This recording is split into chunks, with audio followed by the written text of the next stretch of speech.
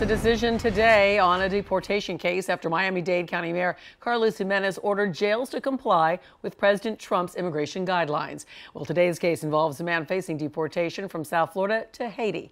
Local 10 News reporter Leanne Morajon is live in Miami with the judge's decision on this one. Leanne. And Christy, this is the ruling right here. These 15 pages.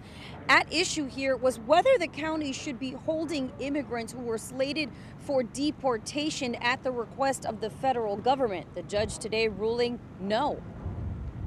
The decision is outlined in a 15-page ruling. Judge Milton Hirsch granting a petition for writ of habeas corpus and dismissing a request on behalf of Miami-Dade's Director of Corrections to dismiss the case. It's a great win for the Constitution. It's a great win for individual rights. And it's a judge who was courageous enough not to be intimidated by the President of the United States. The man at the center of all of this was James LaCroix, a Haitian man in the U.S. illegally, who was arrested in January for driving without a license. LaCroix pleaded guilty to those charges, but was kept behind bars on an immigration hold following President Trump's policies and Miami-Dade's decision to enforce it.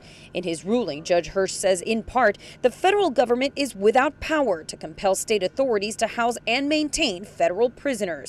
He goes on to say a federal agency wants LaCroix to be a federal prisoner, but demands that the county do the imprisoning on the federal government's behalf. That is a demand that the federal government is constitutionally prohibited from enforcing, and it is a demand with which the local government is constitutionally prohibited from complying. A spokesman for Miami-Dade Mayor Carlos Jimenez said, quote, "It is Miami-Dade County's position that immigration is a federal issue which should be handled in federal court.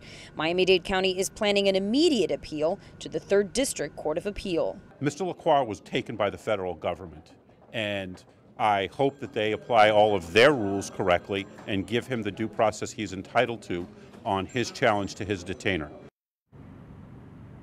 And we understand that Mr. LaCroix is now in federal custody. He may still be deported because this decision didn't really have an effect on whether or not that happened. He is now in the custody of the feds, and that issue will be solved separately. Meanwhile, as for what this means for people who are right now behind bars on some sort of immigration hold in county jails, that is still unclear as far as whether the effects will be immediate. We also know that the county, as we mentioned, has filed an appeal, so this ruling could be held up in the courts for a little bit longer.